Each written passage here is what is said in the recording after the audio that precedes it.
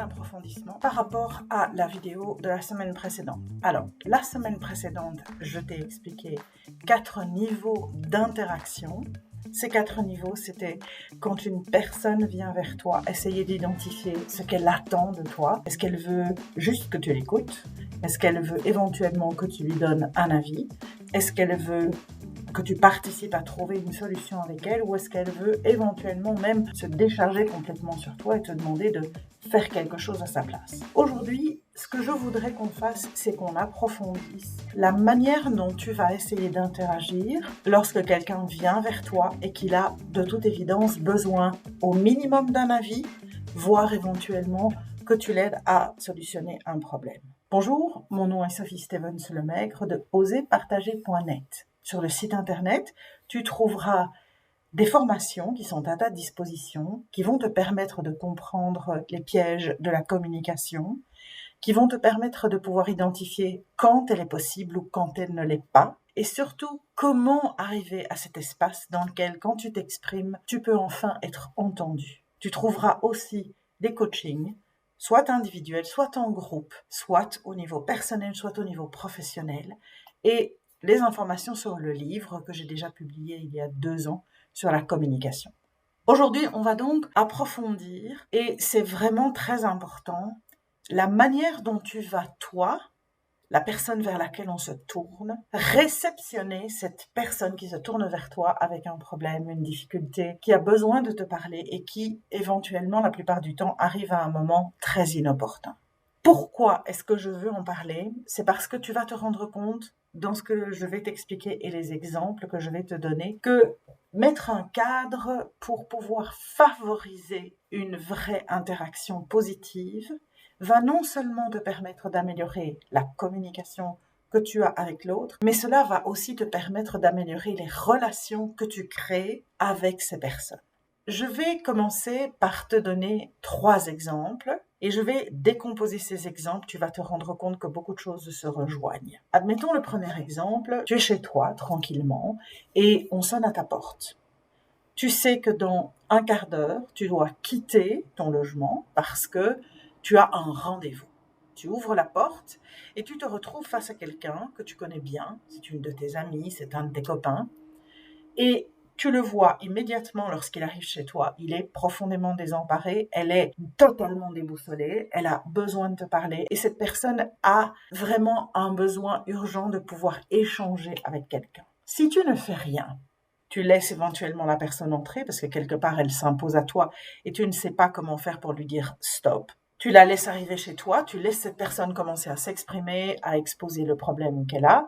Le temps s'écoule et en fait, 10 minutes plus tard, tu te rends compte que si vous laissez la conversation continuer, cela va te prendre bien plus de temps que les 5 minutes qu'il te reste avant de partir et tu es devant un nœud. Qu'est-ce que je fais? Autre circonstance. Tu es dans un cadre professionnel. Tu sors d'une réunion, tu es en train de traverser un couloir, tu as une autre réunion qui commence dans 10 minutes. Tu as en plus besoin de préparer cette réunion. Un de tes collègues arrive, il te prend à partie et il te dit « Écoute, je suis devant un énorme problème, j'ai impérativement besoin de te parler, sinon je ne sais pas avancer sur ce truc qu'on doit finaliser aujourd'hui. Est-ce que tu as 2 minutes à me consacrer ?» Mais tu sais, en écoutant ce qu'il t'explique, que ça va pas prendre 2 minutes ou 5 minutes. Et tu as besoin de quelques minutes pour pouvoir préparer cette réunion qui se passe dans 10 minutes. Comment est-ce que tu gères cette situation? 3e cas de figure, et celui-ci est aussi très important, c'est pour ça que je tiens à l'introduire. Tu es parent ou tu es une personne de référence pour un jeune, pour un adolescent. Même cas de figure, tu sais que tu as un temps limité devant toi et cette personne arrive, elle est désemparée, voire éventuellement elle est en pleurs, elle a un énorme problème et tout le monde le sait. Chez les adolescents et les jeunes, les sentiments qui sont éprouvés sont parfois fort exacerbés parce qu'ils ont l'impression que ce qui leur arrive est 10 fois plus grave que pour n'importe quoi d'autre.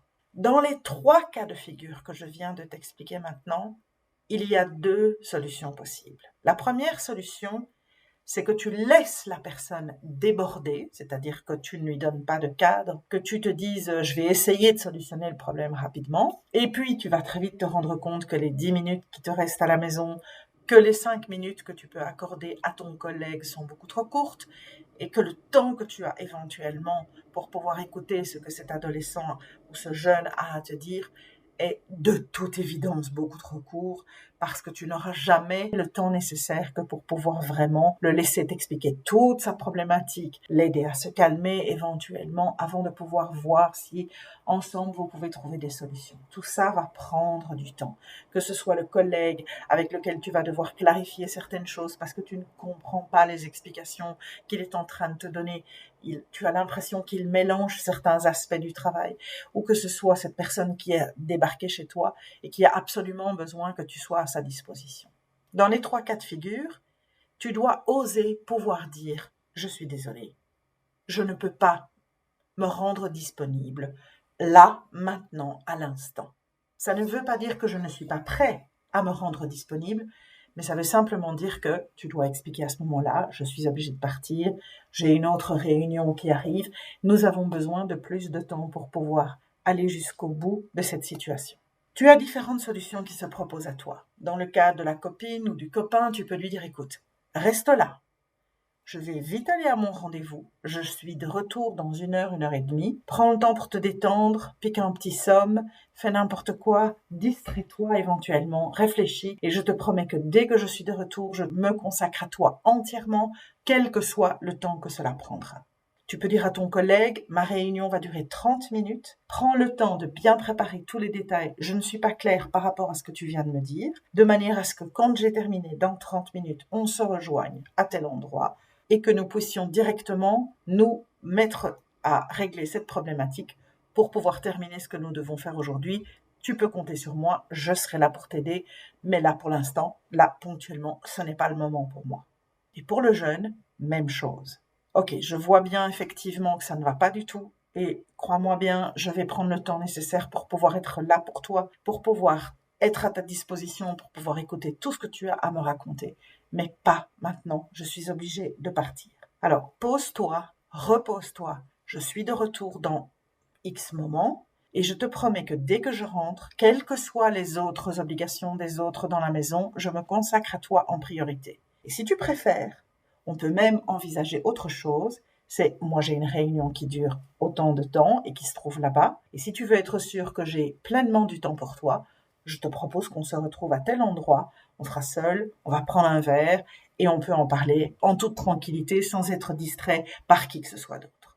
Tu vois que dans toutes les formules que je viens de te donner, il y a des astuces. Tu verras, tu te rappelleras éventuellement que dans d'autres vidéos, je t'ai expliqué que pour pouvoir avoir le temps de vraiment écouter ou de pouvoir entrer en dialogue avec quelqu'un, souvent il est préférable de ne pas rester dans l'environnement classique dans lequel tu es chez toi et sortir de cet environnement, vous donner un cadre qui est différent, vous isoler par rapport à d'autres personnes qui pourraient venir vous déranger, d'autres collègues qui pourraient venir vous embêter. Mettez-vous dans une salle de réunion, fermez la salle de réunion, ne restez pas au milieu d'un paysager où vous savez que malgré votre discussion, d'autres pourraient venir vous interrompre. Si vous avez envie de pouvoir vous isoler pour être sûr que le frère, la sœur ne vont pas venir débouler alors que vous êtes en pleine communication, en pleine discussion, à ce moment-là, créez l'espace qui vous permet de pouvoir vous concentrer.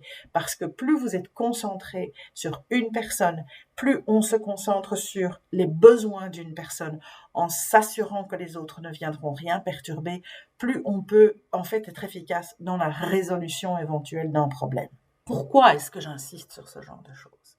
Parce que tu dois comprendre que si tu ne mets pas en place avec honnêteté quelque part cette limite, que tu ne la précises pas à l'autre, que tu ne l'avertis pas éventuellement, que tu n'es pas disponible comme tu voudrais pouvoir l'être, parce qu'au moment où la demande arrive, ce n'est pas un moment où toi tu peux te libérer. Au moment où tu le fais, parce que tu vas être contraint à un moment de dire « écoute, je suis désolée, mais là, je suis obligée de partir », le sentiment que l'autre va éprouver, c'est un sentiment d'abandon. Dans le cas de l'adolescent, c'est même un sentiment de trahison qu'il risque d'éprouver, parce qu'il aura l'impression que son problème n'est pas assez important que pour que tu décides de lui consacrer le temps dont il ou elle a besoin.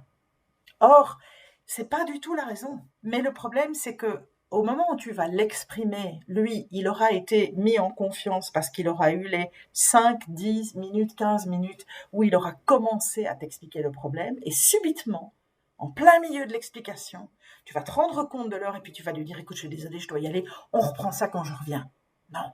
Non, non, non, tu peux pas faire quelque chose comme ça. Parce que là, le sentiment est vraiment un sentiment, ben oui, je t'intéresse pas assez, donc je suis pas assez important pour toi. Tu préfères aller à ton rendez-vous. Tu comprends l'importance. C'est pour ça que, à partir du moment où, quand la personne arrive, tu lui dis tout de suite, attention, je veux bien être disponible pour toi. Je vais me rendre disponible pour toi. Je serai là pour t'aider. Mais le problème, c'est que le moment choisi maintenant n'est pas le bon. Tu le préviens avec respect de la problématique que toi tu as. Mais surtout, tu peux lui dire dès le départ, je veux être disponible pour toi. Et tu comprendras aussi par là même que tu vas devoir te rendre disponible, que tu ne peux pas éventuellement faire deux choses à la fois. À partir du moment où tu es capable de poser le cadre, tu vas aider l'autre à savoir et à sentir l'intérêt que tu lui montres, mais tu vas aussi l'aider à comprendre qu'il se doit de respecter tes limites parce que tu n'es pas toujours disponible au moment où cette personne en a besoin. Quand tu fais ce genre de choses, tu le fais de façon respectueuse. Tu crées un environnement qui, le moment venu, sera l'environnement idéal pour que tu sois disponible et pour laisser à l'autre tout le temps dont cette personne aura besoin pour pouvoir t'expliquer son problème et éventuellement que tu puisses l'aider.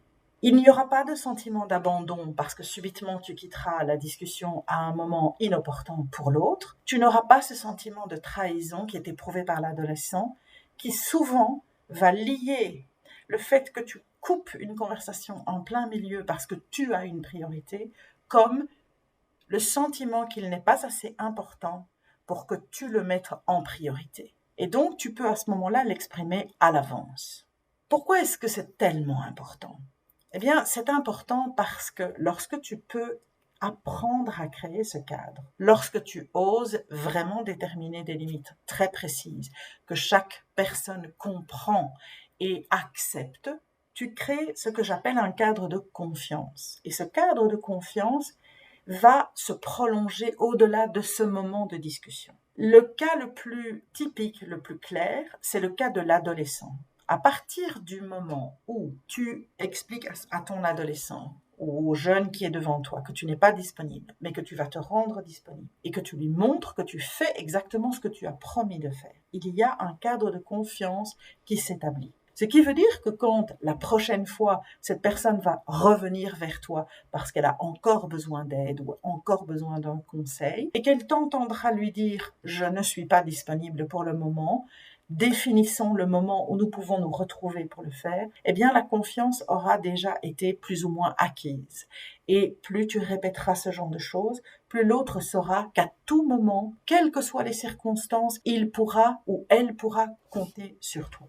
Alors, ça va aller encore plus loin, jusqu'au niveau où, quand la personne a besoin de se tourner vers toi parce qu'elle a besoin de ton aide, elle ne déboulera plus à n'importe quel moment. Ou, à moins qu'elle ne soit vraiment prise dans quelque chose qui est difficile, elle va te contacter, elle va venir vers toi et elle va te dire « j'ai besoin que tu participes à quelque chose avec moi, quand es-tu disponible ?» Ce sera différent.